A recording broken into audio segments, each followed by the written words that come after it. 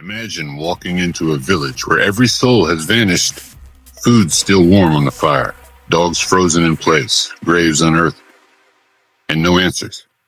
This is not fiction. This is Angikuni Lake, 1930. In the remote wilderness of Nunavut, Canada, where the wind carries secrets across frozen lakes and endless snow, there existed a small Inuit village. A place where families had lived for generations, where children played between the ice huts, where life moved to the rhythm of the Arctic seasons. But in November of 1930, something happened that would defy explanation for nearly a century. Joe Label was no stranger to the wilderness, an experienced fur trapper who knew these lands like the lines on his weathered hands. He had visited this village many times before, trading with the families who called Angikuni Lake home. The people were welcoming, their fires always burning, their laughter echoing across the ice. Label felt at home here, among friends. The region itself was remote, cold and quiet. The silence of the Arctic was both comforting and haunting, a place where the world seemed to stand still beneath the endless sky. But on this particular day, as his sled approached the familiar cluster of dwellings, something was wrong. The silence was absolute. Not the peaceful quiet of a sleeping village, but something deeper. Something that made the hair on the back of his neck stand on end. Label called out, but no one answered. The only sound was the wind whistling through the empty spaces where laughter once lived. He stepped off his sled, his boots crunching in the snow, and walked toward the nearest dwelling. Inside, he found a scene that would haunt him forever. Half-cooked meals sat abandoned on tables. Clothes hung undisturbed. Personal belongings lay exactly where they had been left.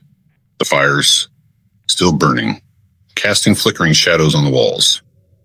He moved from hut to hut, each one telling the same story.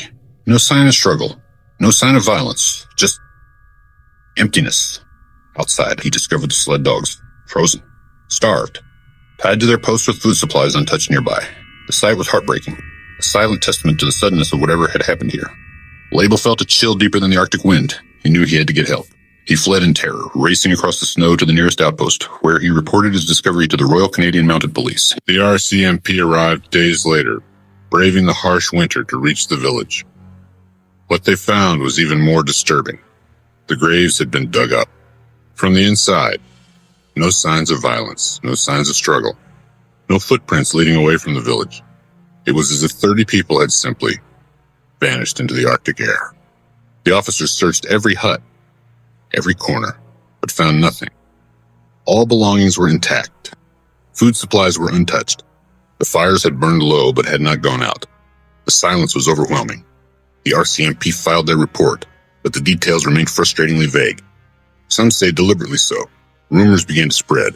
Was there something the authorities were hiding? Newspaper headlines screamed of mystery and disappearance. The story captured the imagination of a nation, of a nation, of a nation, of a nation. And soon, the world. What happened at Angikuni Lake? The theories are as chilling as the Arctic wind itself. Some point to the strange lights seen dancing in the sky that winter. Alien abduction, perhaps. The northern lights, with their eerie glow, have long been a source of wonder and fear. Others speak of ancient Inuit legends about spirits that steal souls in the darkness. The elders whispered of evil forces that could sweep through a village, leaving only silence behind. A few suggest mass migration, but why leave everything behind? Why abandon food, clothing, and even the dogs? The logic does not add up. And then there are those who claim the entire story is nothing more than a tale spun by newspapers hungry for mystery. A hoax, perhaps, or a misunderstanding blown out of proportion. Quote, Angikuni mystery remains one of the most baffling unsolved disappearances in Canadian history. Experts, skeptics, and mystery hunters have all weighed in, but no answer has ever satisfied the side that's left with silence behind. But here's what we know for certain. No trace of those 30 villagers was ever found. Not a single person. Not a single clue. In a world full of science and explanations, and stories remain untouched by answers. The silence of Angikuni Lake keeps its secrets still. The snow covers all, and the wind whispers only questions. The fear and wonder linger frozen in questions. The fear and wonder linger frozen in time. Do you believe this mystery was real? Or was it just a tale lost in the snow? Let us know in the comments. And if you love exploring real-life unsolved mysteries, don't forget to like, subscribe, and turn on notifications.